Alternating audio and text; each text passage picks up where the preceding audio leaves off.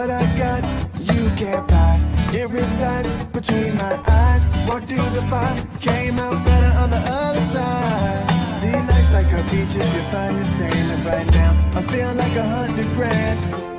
You are listening to Inspired Insider with your host, Dr. Jeremy Wise. Dr. Jeremy Wise here, founder of InspiredInsider.com, where I talk with inspirational entrepreneurs and leaders. Today is no different. I have Peter of NAV43.com. And Peter, before I formally introduce you, I always like to point out other episodes people should check out of the podcast. Since this is part of the Top Agency series, a fan favorite in this is Todd Taskey. Todd Taskey I had on. He has the Second Bite podcast. He basically helps take agencies, pairs them with private equity, helps sell agencies. And Second Bite, he called it that because sometimes he finds the agencies make more on the second bite than they do on the first. So when they sell the private equity and private equity sells, they actually make more rolling equity into the private equity fund than they did on the first sale. So he talks about valuation, the agency space. That was an interesting one. Also, Kevin Hurrigan of Spinutech was another interesting one. He's had an agency since 1995. So he talks about just over decades. What is the internet landscape? We were talking before we hit record, Peter, about AI, right? He was talking about what did the internet landscape look like in 95 and then ongoing, and the business landscape and the agency landscape. So a lot changed throughout the years. So that was another interesting one. So you can check out more on InspiredInsider.com. And this episode is brought to you by Rise25. At Rise25, we help businesses give to and connect to their dream relationships and partnerships. And how do we do that? We do that by helping you run your podcast, or an easy button for a company to launch and run a podcast. And we do the strategy, the accountability, and the full execution.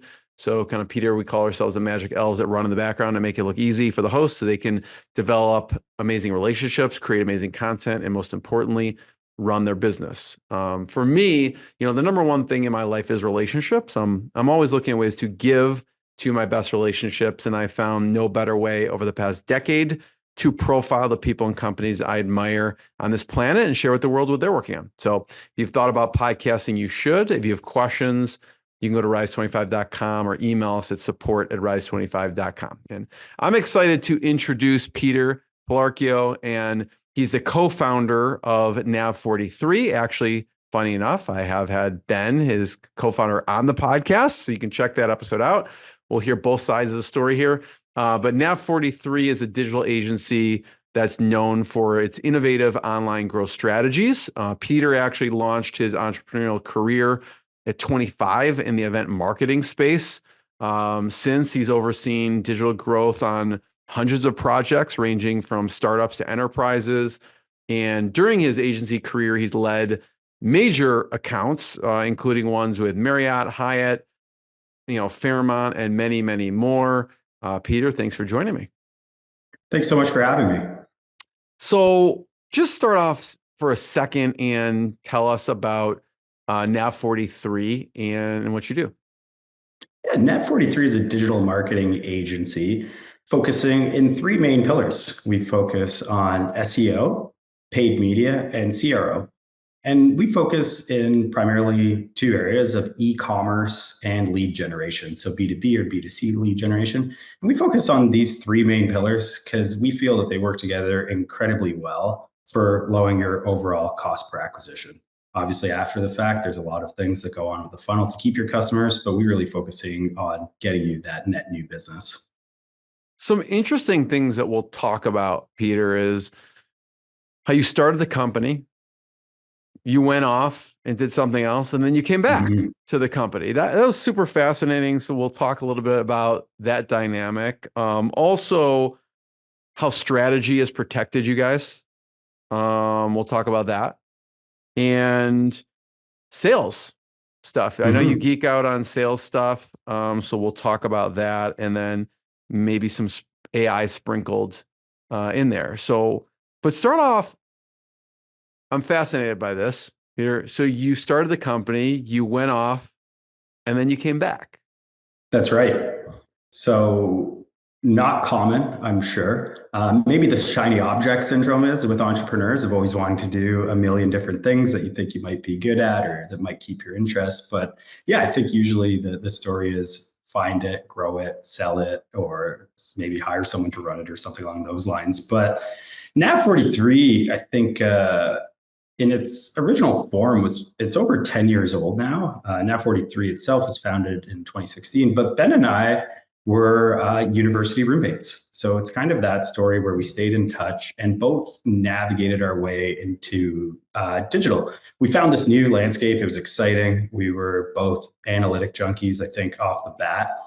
And we looked at ourselves and said, we can do this. Let's start a business. So in 2013, we did that. I would say if we were to label it today, it was more freelancing, side hustle, doing some other things. And I had already had some experience in the event marketing space. So that was the first area that I kind of got my business chops and really started seeing how when I was driving ticket sales to events, and these were fairly large scale events, often 5,000 people plus, digital became more and more important.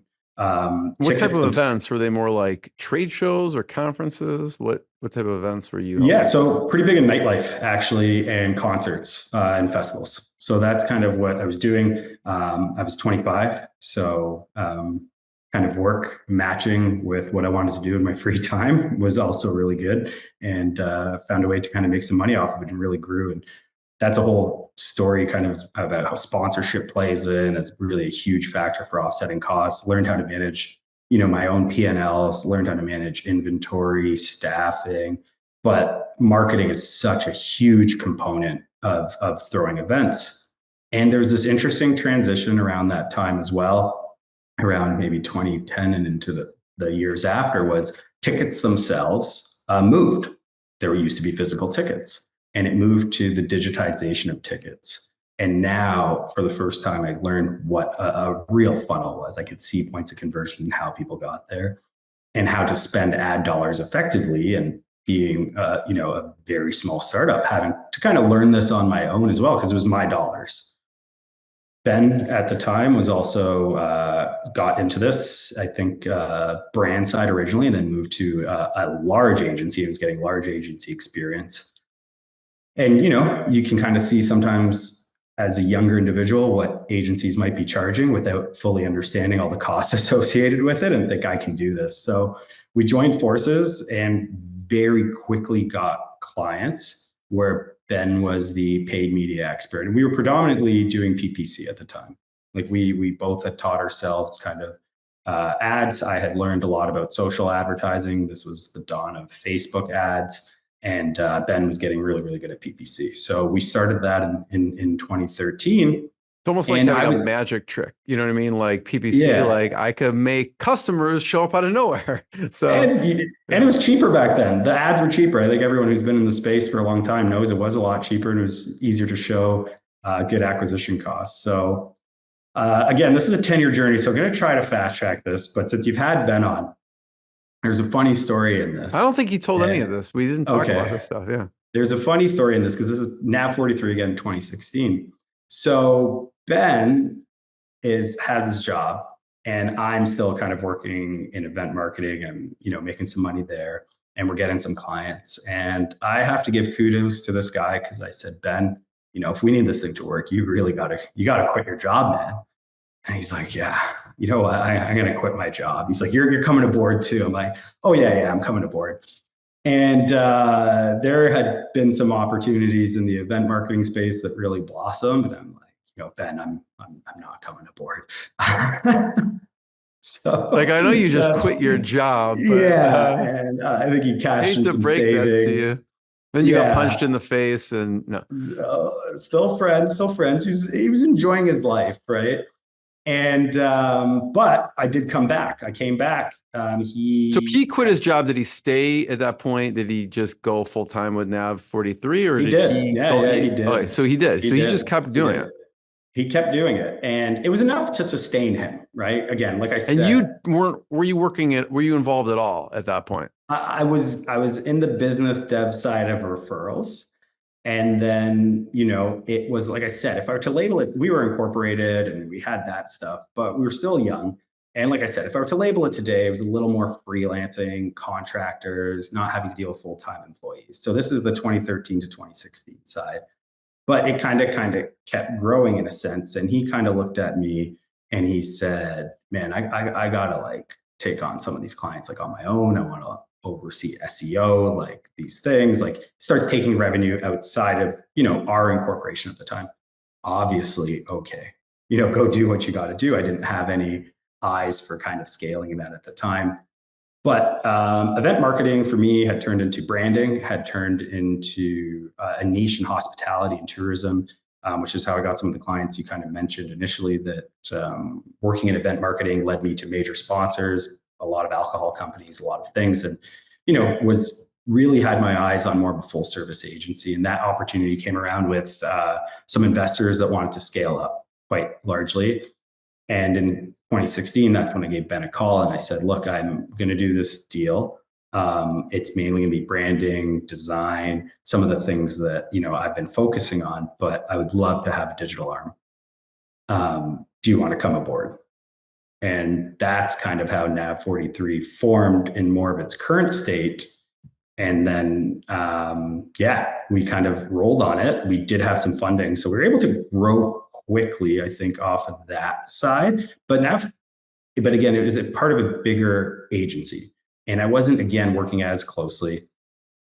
And then did that, for till around 2020-ish. So you're doing 4.5 years, and we racked up some really good clients. But again, Ben heading up more of our digital arm, me doing client management, overall operations, branding. We did, digital design, websites, UX. We were doing a lot of full service things.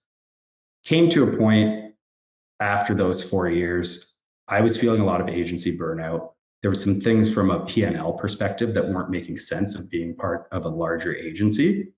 And we decided to shotgun our way out. We had a buy sell with the larger agency. And I know I fast forwarded four years here, but Ben and I bought ourselves out. Can you just, for people who don't know what that is, talk about the shotgun?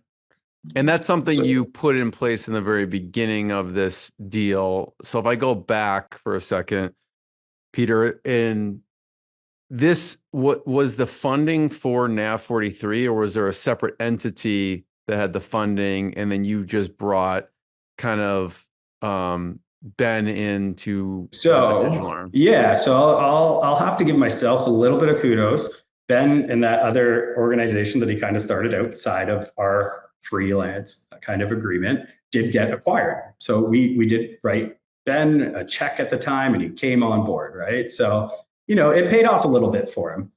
When this was happening, because there was an acquisition of that entity by my newly formed entity as well, there is obviously a shareholder agreement. So there was a purchase of capital, capital structuring for anyone new to entrepreneurship. I think it's incredibly important for you to understand. I think if you're analyzing bigger companies, also very important to understand, but you're going to issue a certain amount of shares out to, shareholders, and they're going to have a price and you're going to have to buy them and you might sell them one day. So it's certainly something to understand, but also understand exit clauses. I would say it's very important. I think a lot of entrepreneurs, whether it's you're doing it with your best friend or stranger, go into things with the absolute best intentions. At one point, you're likely going to leave that business. I don't think many entrepreneurs start their business at 25 and retire in that business at 65. So although you're going with it with the best intentions and you overlook what this exit deal might be, especially if you're younger, because you're incredibly positive, everything's going to work out, you guys are going to take over the world, you're likely going to revisit that again.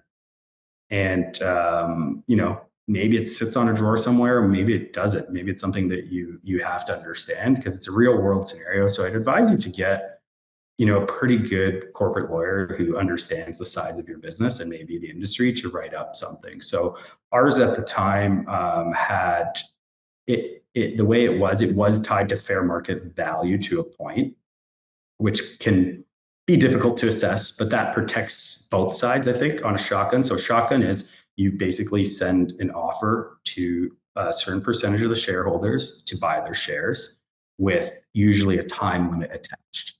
So when you're sending over that offer, you send over this shot, it can be called a buy sell shotgun.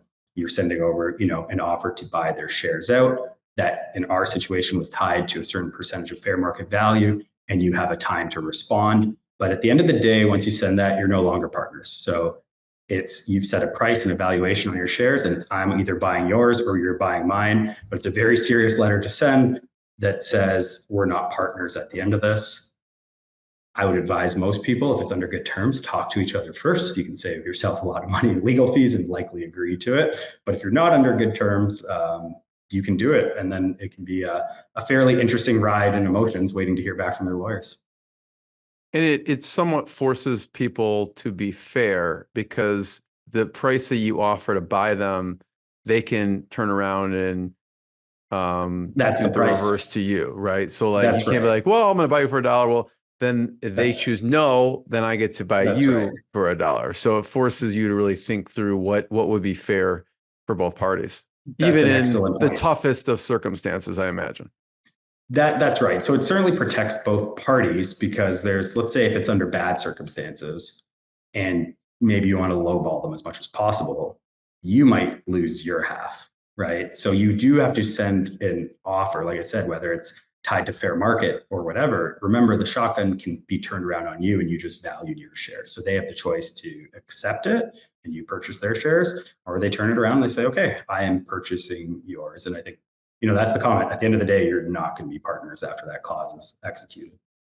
So in this situation, Peter, you and Ben initiated the shotgun to the other Correct members who also owned this company. That's right. Got it.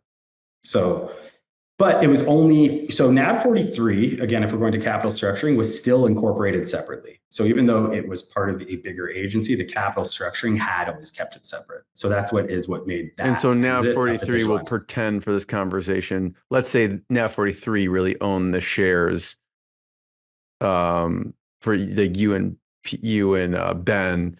So NAV43 kind of separated off once you did that shotgun. Yeah.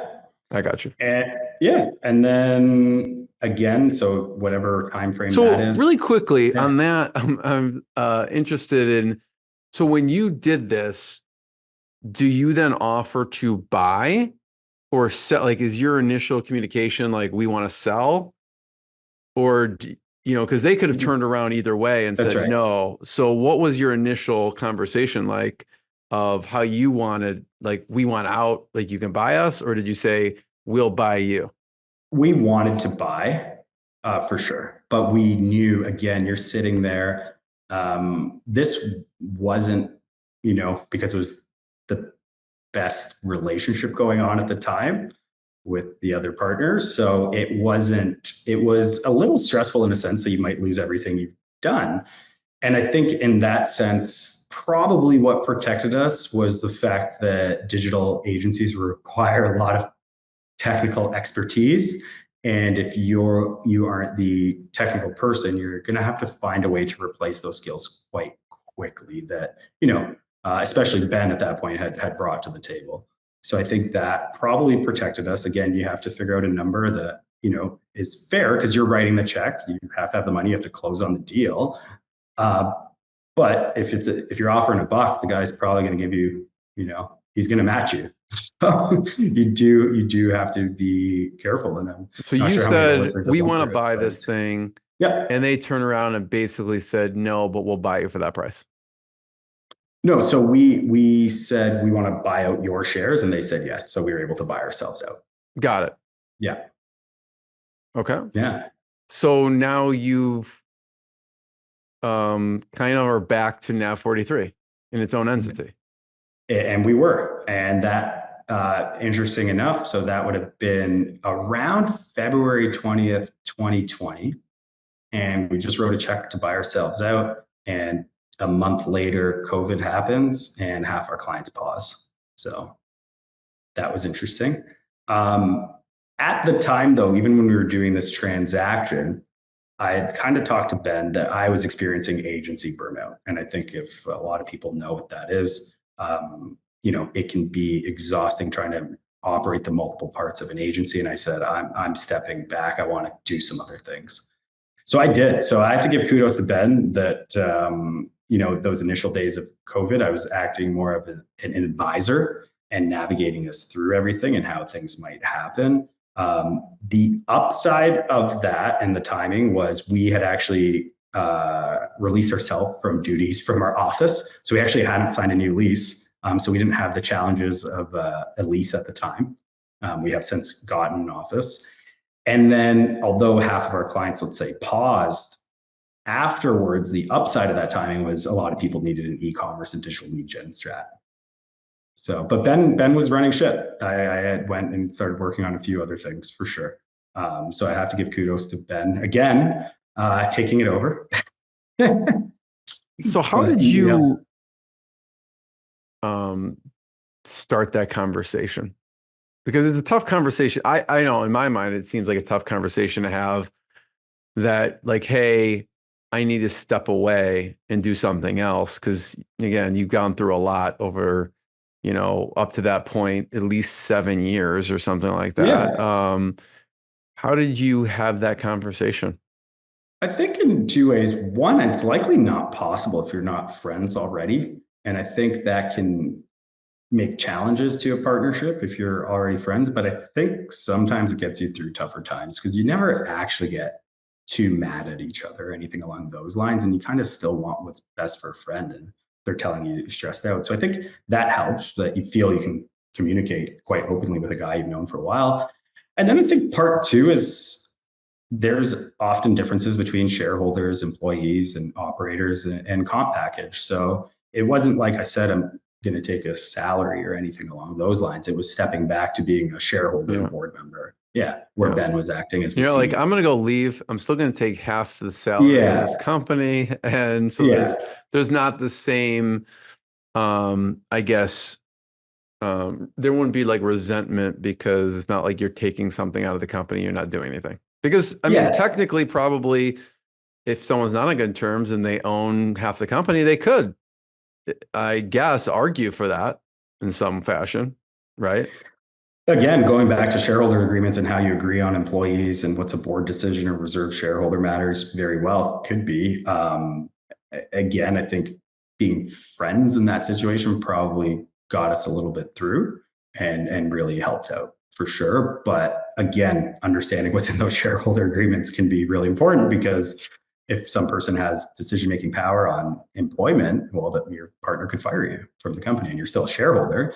And at the end of the day, if Ben didn't like it, we still, I think, have a buy sell in ours. So he still has that opportunity if at any point he didn't want someone around. And I still say it's not like I was absentee in a sense. I would still be part of financial discussions, monthly meetings, acting as an advisor, helping where I can, and still referring business.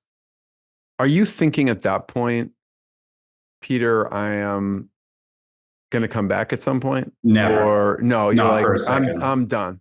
Not for one second. No, I was quite content and happy with Ben running the agency. He was a CEO. He got through the challenges of early 2020, turned it around, was profitable and handing out dividend checks. Why would I ever go back at that time? Yeah. So what did you go off and do? Consulting. Went into the consulting world and got more into what was initial passion of mine, which was finance, and started working on a lot of consulting in publicly traded companies and working with them and discovering investor relations and how my skill set of marketing could help, publicly traded companies who often lack a lot of internal resources for marketing, how that can help to get their story out a little bit more. So then what brought you back? Consulting. It was lucrative for sure, but I don't know how many consultants might be listening to this. People don't have to listen to you. Like, they don't have to implement your strategy. And as a consultant, you're often not compensated for overall implementation. You put together really great decks, really great stories, really great strategies. But there was a couple things that I couldn't get past. I think with maybe my past entrepreneurial experience was, one, not being the ultimate decision maker and becomes a very tough pill to swallow when you're very much used to things just happening when you say they happen. And then realizing the importance of potentially, let's say, even being a signing authority, especially as you're bringing other people from your network to clients and they do work and they need to be compensated for work or on time or those things. It can be very challenging when you realize you're not the one signing the checks. So consulting was a really interesting time. Um, it's strange. They're probably the last person, like you'll never get fired. They love talking to you. They love, your ideas. They are interested in your insights, in your research and all of these things. But it became rather unfulfilling in a sense that you're not seeing your ideas come to life and things aren't happening as fast as you're used to as an entrepreneur. Yeah. So there's a frustration that this great plan is not getting executed on. That's exactly it. And I think it became, I think a little bit unsatisfying in a sense because you're attached to your projects as a consultant. You want to see these go through. You're getting FaceTime with the executive team. You're doing all these things, but you don't necessarily control maybe if you're their top priority or how, your ideas stack up. So it almost felt like you had to sell through things constantly just for good work to happen. And it became, a little bit tiresome for sure. So at what point do you then go back? And how does that conversation go? I said, Ben, we should go to cottage country this weekend. And we went, and there's a great place if anyone's around Toronto called Muskoka. We went on our Canada Day weekend, very close to the American listeners' Independence Day, 3 days before. And I just we were just talking, and I just kind of said, learned a lot in the consulting world, especially on the B2B lead gen side of things. I was working with a lot of B2B companies also. And I felt, I felt like, why not apply all these things I've learned to our company and use my time to scale a company that I own rather than consulting on these companies. So the agency burnout was gone. I won't say consulting ever burned me out. I would say, I don't know if it frustrated me out the door of that world. And then basically said, okay, I want to come back in a full-time capacity, which really would have been the first time that I had. And the first time that I said, hey, since we were in that little side hustle, say, hey, let's put our heads down and let's do this together and see what we can do and challenge ourselves to scale up the right way and generate a proper inbound lead program and bring in the right clients and processes and everything we think we know how to do to scale up. And what was his reaction? Sounds great. I think he liked it, like the fact that, he could have, again, another executive there day in, day out. I didn't say I was going to get involved as much with ops or delivery. I said, I want to work on overall corporate strategy, and business growth and business dev and branding and content and some of those things.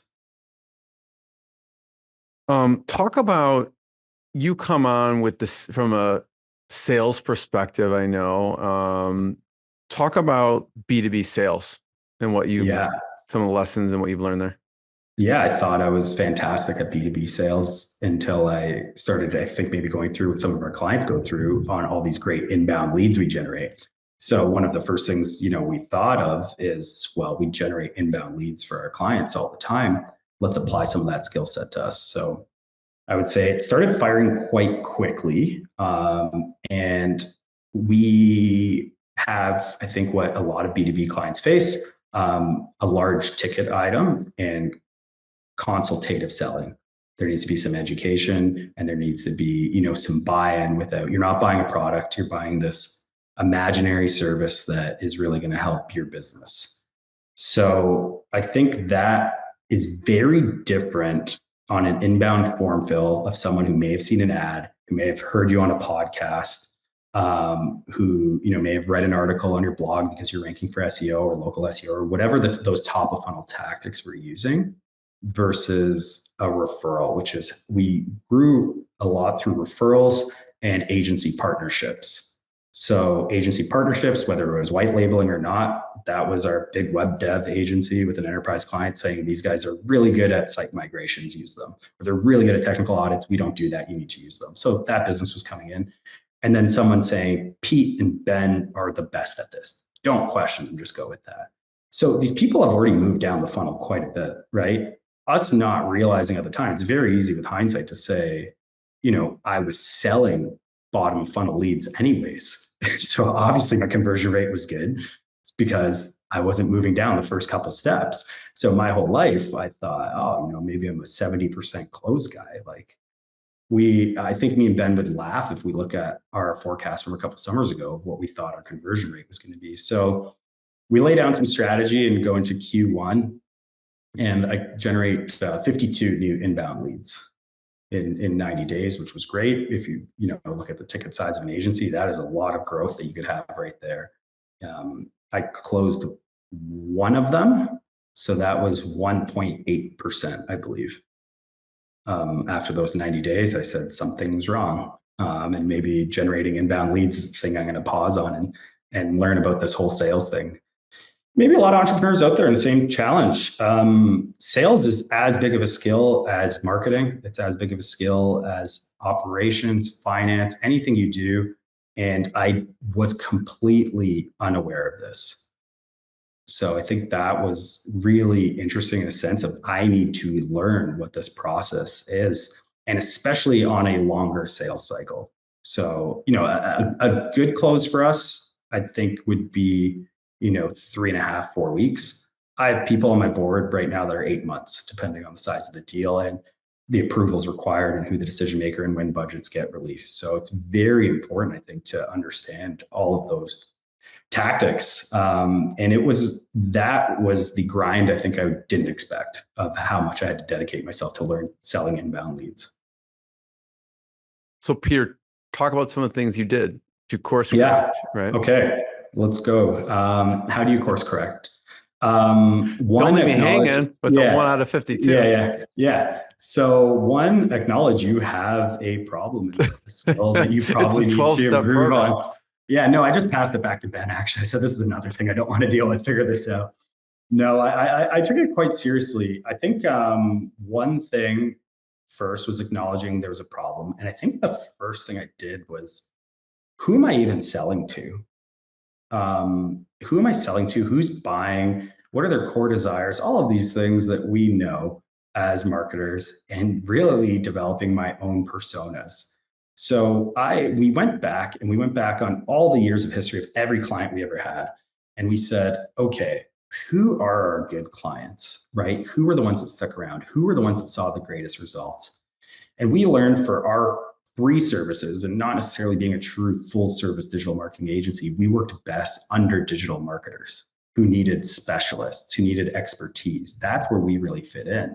So we created a persona kind of around that and understood, selling to them is completely different than selling to a business owner, and how you handle those people. So we created tiers. So our primary tier was selling to digital marketers or digital savvy marketers, right? That really understood the language we were talking. So there was less education, right? But a lot of interest, and their core desires were a lot different, but they stuck around with us the longest and we could execute the best for them.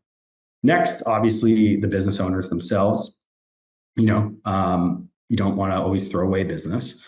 So we kind of created some ideas about the type of business owners we want when we're like selling directly to founders, and there's some qualifications there. And then our third tier, we still like our agency partners. We still will work with you, whether it's a branding agency that needs SEO, or web developers, or even larger digital agencies that need specialization. So that was kind of first step of establishing that, and then building a bit more strategic communication and realizing you sell to all three differently.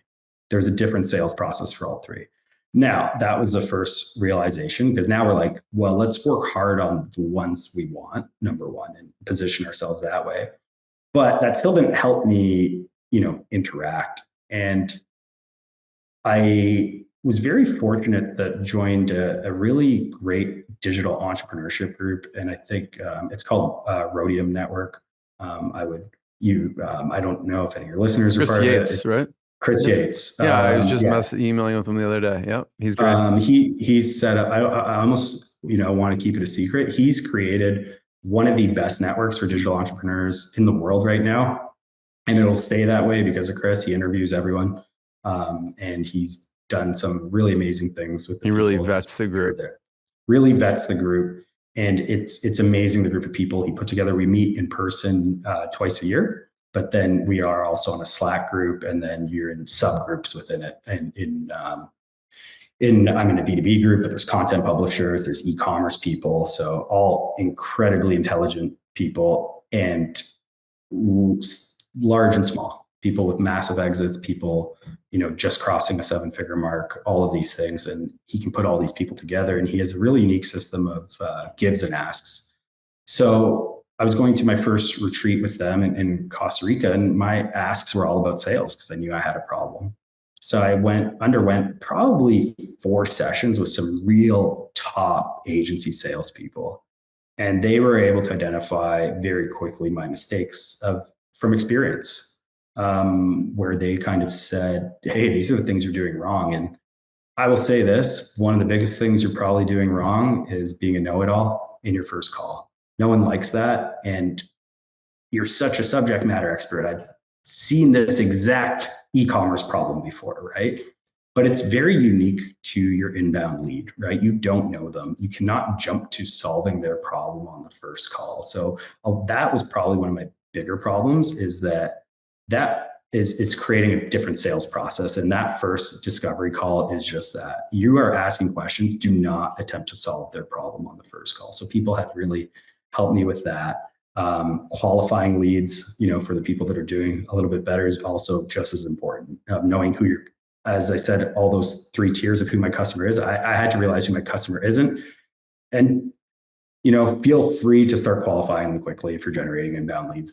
You have to have some immediate qualifiers because some things just won't work out. So that was incredibly important, of getting that kind of sales coaching from people who do what I do. And then another thing that I'd really flagged was I was a boardroom guy before. I'd met people, I'd taken them out to dinners, I'd done sales process like that. By default, post 2020, every sales call has turned virtual. That is, people are doing inquiries, they're not coming to meet you. I'm not flying to New York. These are virtual sales calls. And there are some important tactics, I think, to do when you're selling virtually as well. It's a different environment. So I was fortunate enough to have a psychologist in my network who did an evaluation of all the trust factors of my virtual selling and gave me a bunch of great notes on the mistakes I was making and how important those first few minutes are. So that was also really interesting. And I think, what were some of the things they said about selling virtually, and then, how you can improve those trust factors? So just your overall setup. I think if you can improve your setup with lighting, eye level, all of those things are just those immediate trust factors that people are taking in. Eye contact is an incredibly strange one, because looking at the screen actually isn't giving your client eye contact. You actually have to look into there to actually give someone eye contact. So that one is something you kind of would have never set up. How important, the sensitivity, this one might be obvious, to being on time in a virtual meeting is completely different than if someone rolled into your boardroom 2 minutes late. Show up 5 minutes early, right? And then truly let the person know you're listening by asking the right questions. And then the importance of your second, again, not jumping to conclusion. Don't assume you know anything about these people. Their problems are very unique to them, even though you've probably faced it 200 times before. So that was, again, was something that was reiterated in, this evaluation. And then I would say a book that I read was incredibly important, recommended by someone in my entrepreneurship group, Spin Selling. I think maybe a lot of people have heard about this one. If you're doing consultative selling, adopting some spin into your process will really help you out for sure. Understanding that these large ticket items take time. So going from discovery to offer presentation to negotiation to nurturing. And then now, especially doing what we do, all those little bits in between, and really leveraging CRM tactics for nurturing and content education. I think understanding who the decision maker is off the get-go, repeating things back to your prospect after your discovery session, and immediately you will invoke some trust, right? Of saying, hey, remember these things we covered? Boom, they knew you were listening. You've repeated these things. These are a lot of things that I think are really important. Another one, I would say, we do not really go too far now without pitching decision makers or like getting some type of contact with them. It's probably a qualifier of ours, because I don't want to rely on what I'll call the influencer to the sale to then sell me internally. Because I think there's studies, they will lose up to 50% of the things they said. And then objection handling and pre-call sales objectives, really important. If you I think it's like, if you look at sports or anything, the amount you practice, right, really gets you good at something. If you're not practicing before your pitch of what the objections are going to be, which you've already know, like you've done this a million times, you can really figure it out. And how to handle objections while you're going in is incredibly important. If you're not doing that, I think you're hurting your own rate by 50%, because they're going to love everything you say. They're going to agree that they need to make this change. Everything you've put is great. You have a bunch of great clients. Why wouldn't they want to trust you, right? Well, ask them. If you had a pre-call sales objective of saying, I'm closing this deal, like we've done nurturing, we've done everything, like what's happening? My goal is to close that deal. And it didn't close. You can't leave without understanding why. You can't say, oh, well, yeah, that sounds good, we'll follow up. No. Like those follow-ups are going to get more spread out. It's going to take up time. You can ask people, why aren't you moving forward? And they're not offended by any means. And they generally tell you, and then be prepared to, understand why and how you can truly help them.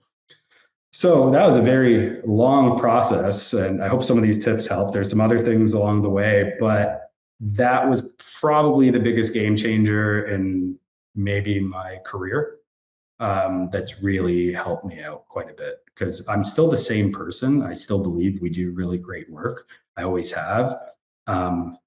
Finding ways to effectively communicate that and close a deal is very important. Peter, that was super valuable. I'm gonna have to re-listen to that, but just a quick sum up. Being a know-it-all in the first call is a mistake, and then you're really asking questions. Qualify leads. I want to dig a little bit more into that one, because he said, you want to pitch decision makers. So my question on that front, which I'll get into in a second, is more like, without offending the person, saying, okay, like I don't want to talk to you. I want to talk to the higher ups. I'm curious how you navigate that. But 3, selling virtually, you talked about some of the trust factors, objection handling, why aren't you moving forward, and some of those things people can do. On the qualifying leads part, how do you navigate that piece to say, hey, like, you're really not the person I need to be talking to, saying it in a nice way, and actually having it be effective? Because they may push back, say, like, listen, the CEO's, I'm sure you've heard all these objections, right? Yeah. The CEO's busy. They put me in charge of this. How are you navigating? Okay, so first, be confident that you've won over this influencer, that they want to work with you, because otherwise, I think that's important. Once you realize that the influencer is kind of giving you their okay, and this is actually a new stage in my deal board. I actually have influencer buy-in and then decision maker buy-in. I've added this to that. I've migrated to HubSpot. Also, can say a lot of good things about them. I think for scale up brands, it's a very good CRM, and they're really doing some really great things. So that's new on my board. Is once you realize you have that influencer buy-in, I have a completely honest conversation with them about it. That I tell them exactly that. I'm like, do you think it's best for us moving forward that I'm relying on you to sell my business? And they look at you, they're like, no, that sounds terrible. Like, why would I want to do that? I don't want to be your sales guy. And they'll find a way to make the time. And I have not, if I've gotten the influencer buy-in since we've taken that approach, I've not actually had that objection that I can't get in front of the decision maker, because they believe in you and they're like, yeah, you're right. I don't want to do your sales pitch. So, and then, because otherwise they just relay the objection, the decision maker relayed the objection down to the influencer, and, oh, it's not the right time. It's not the influencer at the company isn't trained in my objection handling. They can't rhyme off the 10 case studies that I can do, or how I can change on the spot. If it's a budgetary decision, I have the flexibility on addressing budget. Mr. Decision Maker, well, what if we only charge you 50% month one to show you what we can do? Or, that flexibility to kind of get a deal done. So it just wasn't worth going forward at that point. It was, you just didn't hear it. And I think we all maybe know that in terms of procurement, right, and agencies, sometimes it's, all right, I'm the decision maker. I'm going to hand this down to someone lower than me to go find 3 presentations, and I'm going to shop on price, and that's not helping me either. Peter, first of all, I have one last question for you. This has been a masterclass, at least for me, in B2B selling. Okay. So I appreciate you sharing this stuff. I'm curious your recommended tech stack. You mentioned HubSpot. So some of your favorites. And I do want to point one thing out. One thing what you said that stuck out, which is don't try and solve their problem. There's one of my favorite videos. I don't know if you've seen it. It's not about the nail. If you haven't seen it, I'm going to put it in the chat here. It's hilarious, but to me, anyways. So anyone's listening, just Google "It's Not About the Nail" YouTube video and watch it. It's literally just the funniest thing about not solving someone's problem. Like that's it's funny. You don't know them. It's not nice. I'm gonna have to add just one more person that really helped me. Sorry, my wife. If she decides to listen to this, I absolutely have to put her in this. My wife has been in sales her whole career and has completely been sales trained and has helped me with my objection handling and probing and all that great stuff. And someone who I've bounced a ton of ideas off at home. Being an entrepreneur who thinks you're automatically good at everything and not realizing the skill set they had was, a tough pill to swallow. But my wife been amazing in her career and was a huge help too. Well, Peter, promise me you'll watch "It's Not About the Nail" with your wife at the same time, and then let me know what you think. Okay. Last question: tech stack. Some favorite tech tools. So I've drank the HubSpot Kool-Aid to the point that we become HubSpot partners. I was incredibly impressed how they've evolved. And now they do have like some startup packages, and there's some pain points of, let's say, their pricing model, which they actually just changed because it can be price prohibitive for startups. I consider it the best scale up CRM there. And this is me having evaluated a lot of them and us doing custom CRM integrations for a bunch of clients. So if you're a scale up, I felt that was the best one. It has probably the best native integrations to your other tech stack, because let's say if you're like me and you have to do discovery and there's some work up front in that discovery to learn about your client that you have to assign to your team, right? Well, you have a PM tool. In our case, it's ClickUp. So we're using ClickUp as our project management tool that's client and internal projects.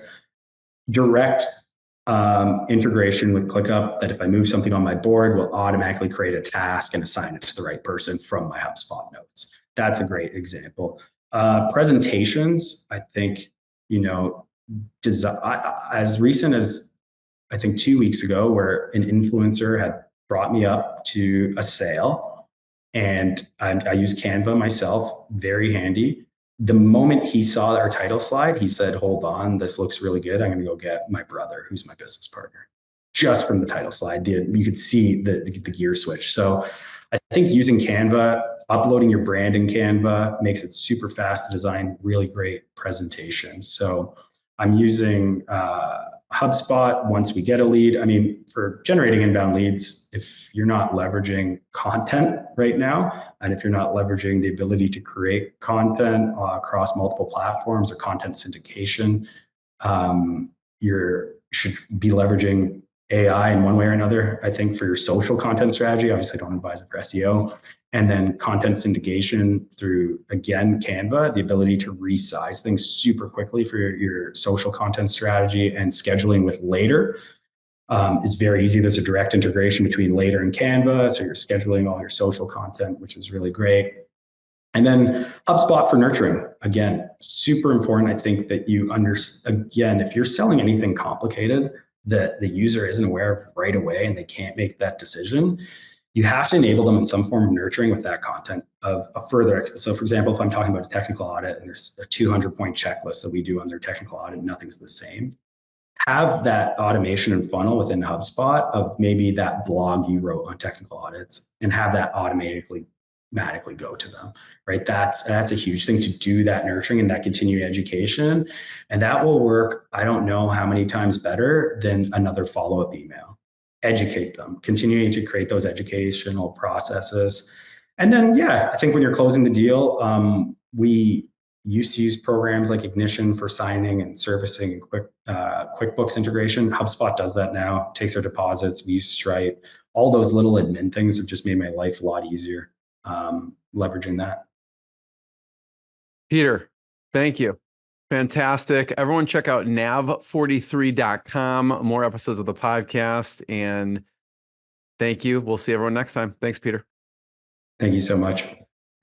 What I got, you can't buy. It resides between my eyes. Walked through the fire, came out better on the other side. See, life's like a beach if you find the sailing right now. I'm feeling like 100 grand.